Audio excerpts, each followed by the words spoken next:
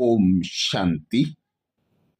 हम सबकी अति प्यारी बाबा की लाडली रत्नों की खान दादी रतन मोहिनी जी, जिन्हें बाबा भी कहते थे रत्न बच्ची है, ज्ञान रत्नों की खान है। ऐसी दादी रतन मोहिनी जी का जन्म 1925 में हैदराबाद के सिंध के एक संपन्न धार्मिक परिवार में हुआ था। माता पिता के भक्ति के संस्कार के प्रभाव से बचपन से ही दादी को पूजा पाठ का शौक था। जब दादी 10 वर्ष की थी तो अचानक दादी के पिता का देहांत हुआ, जिससे उनकी माताजी अत्यंत दुखी थी। घर में अशांत वातावरण व्यापक था। दादी कहती, हमको दिव्य जन्म साक्षात्कार द्वारा प्राप्त हुआ है। दादी कहती, एक दिन दीदी मनमोहिनी जी की लौकिक मां क्वीन मदर, जो मेरी चाची लगती थी, हमारे घर माताजी से मिलने आई। माताजी के दुख और अशांत जीवन को देखकर क्वीन मदर ने कहा कि यहां पड़ोस में दादा के घर बहुत अच्छा सत्संग चलता है, वहां जो जाता है दुनिया के सब दुख भूल जाता है। क्वीन मदर के आग्रह से दूसरे ही दिन मैं और लौकिक माताजी दादा के घर सत्संग करने गई। वहां जाते ही जब मैंने दादा अर्थात ब्रह्मा बाबा को देखा तो बाबा का शरीर गुम होकर विष्णु का साक्षात्कार हुआ। मुझे लगा कि मैं स्वप्न तो नहीं देख रही हूं, लेकिन वो स्वप्न नहीं था। वास्तव में बाबा साक्षात विष्णु रूप में दिखाई दिए थे। उसी समय से मेरा झुकाव ओम मंडली की तरफ हुआ। मेरी लगन निस्दिन चढ़ती कला में थी। मैं लौकिक पढ़ाई छोड़ना चाहती थी, लेकिन बड़े भाई की तीव्र इच्छा थी कि पढ़ाई में आगे बढ़कर कोई अच्छी डिग्री प्राप्त करूं। सत्संग में रुचि बढ़ने के कारण मैंने 9वीं कक्षा की परीक्षा के बाद जिद की कि मुझे पढ़ना नहीं है। फिर भी भाई ने बनारस यूनिवर्सिटी में प्रवेश दिलाने का बहुत प्रयास किया, लेकिन प्रवेश नहीं मिला। मैं खुशी में नाचती थी कि सचमुच मुझे ईश्वर ने मदद की है। वैसे मैं पढ़ाई में बहुत होशियार थी, जिससे सदा क्लास में मेरा नंबर आगे रहता था।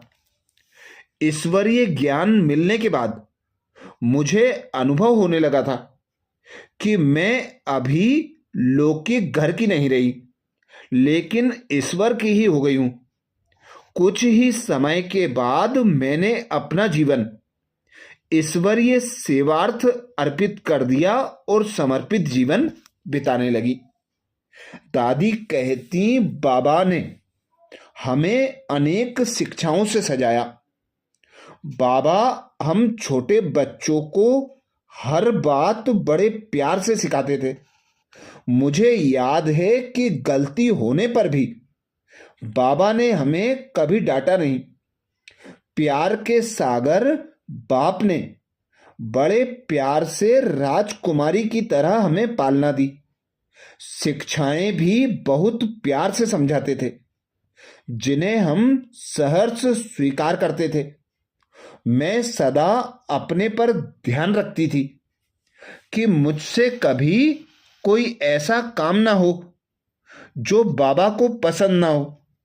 यज्ञ की हर प्रकार की सेवा बाबा खुद सिखाते थे।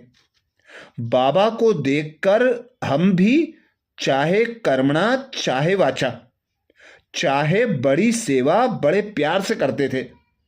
मेरा सदा लक्ष्य रहता था कि मुझे इस बेहद के अविनाशी रुद्र गीता ज्ञान यज्ञ में संपूर्णतया स्वाहा होना है।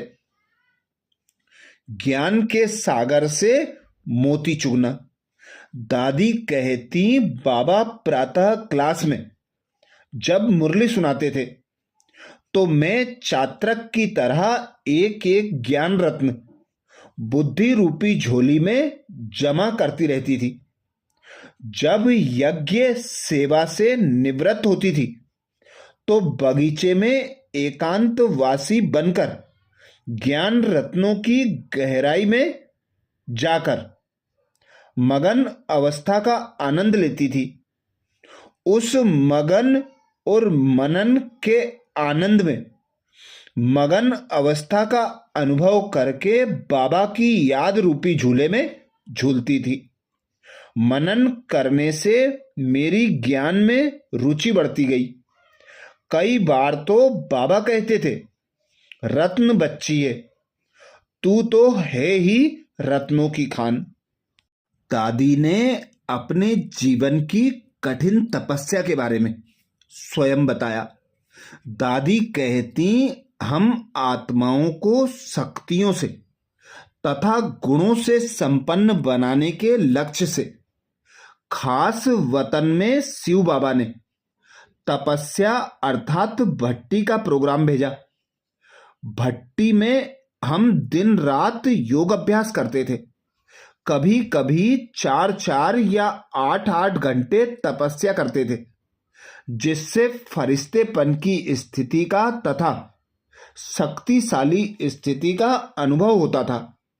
मैं वो ही शक्ति हूं जिसकी मंदिरों में पूजा होती है, ऐसा स्वयं को अनुभव होता था।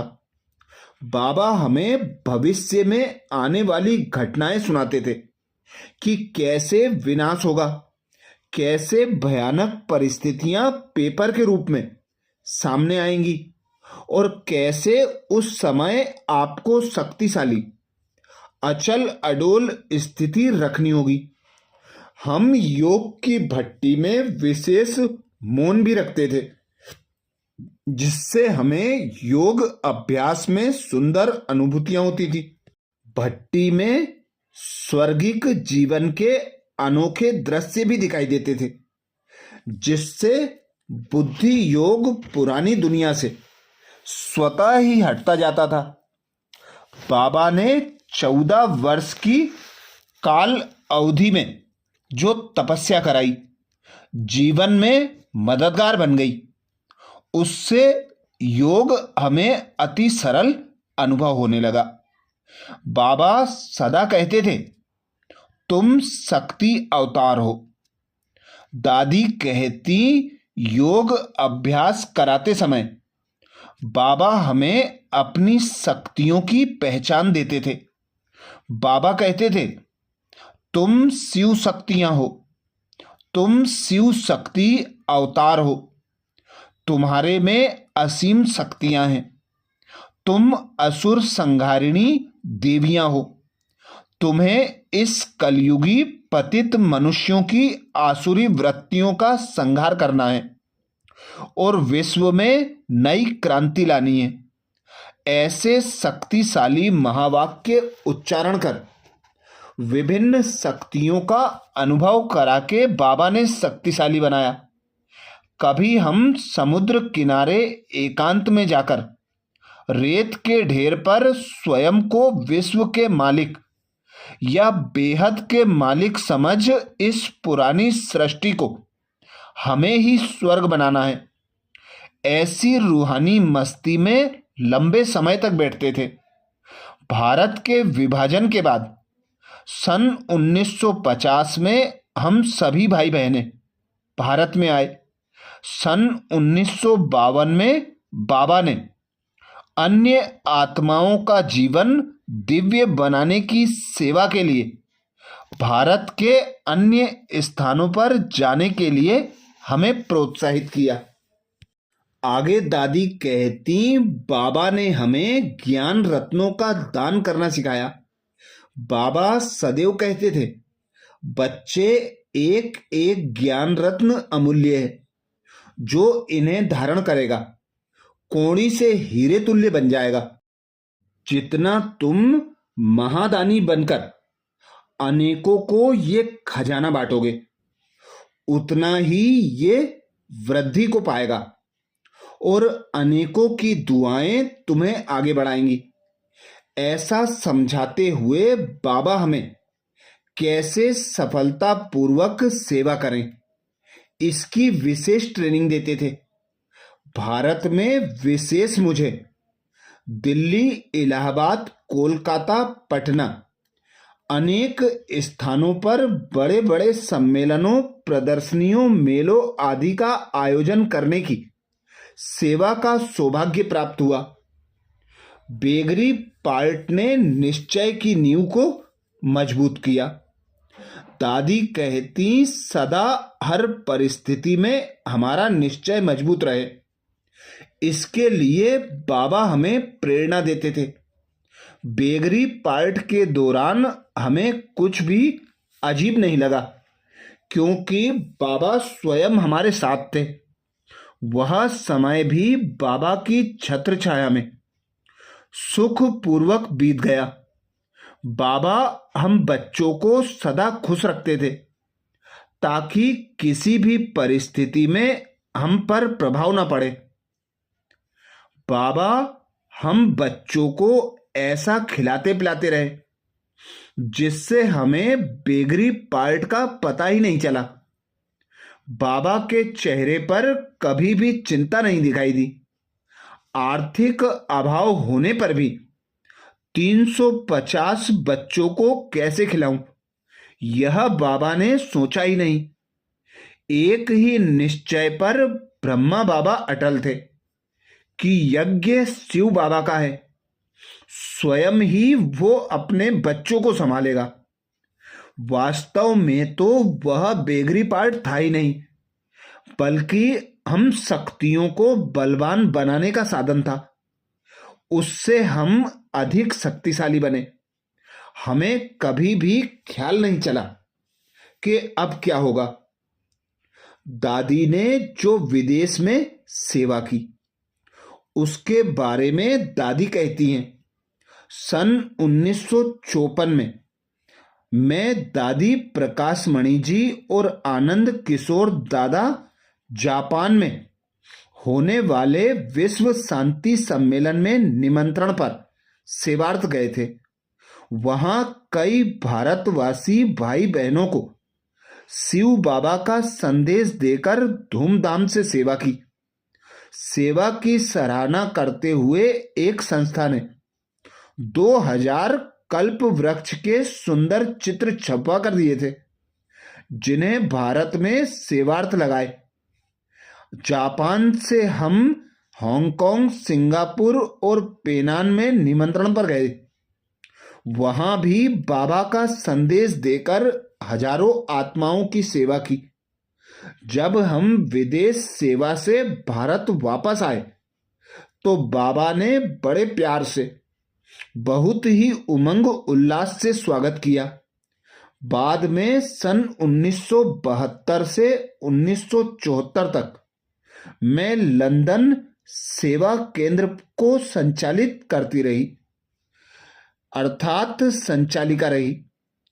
अभी मधुबन तपोभूमि पर बाबा की सेवा में अंत समय तक उपस्थित थी। दादी कहती, अब तक की सारी जीवन यात्रा ईश्वर की छत्र छाया में व्यतीत हुई है। हमें अपने भाग्य को निहार कर हर्ष होता है कि भक्ति काल में किए गए पुण्य कर्मों का प्रत्यक्ष फल यह मिला कि हम इस अंतिम जन्म में भगवान के साथ रहे, उनकी श्रेष्ठ पालना में पले, उनकी ही मार्गदर्शना में हमारा जीवन आगे बढ़ा और अब भी उन्हीं की प्रेरणाओं के अनुसार उन्नति को पा रहे हैं। अच्छा, ये विशेष अनुभव दादी जी ने स्वयं सुनाया। दादी जी का प्रथम पुण्य स्मृति दिवस 8 अप्रैल 2026 को है। दादी जी को सत सत नमन। अच्छा, ओम शांति।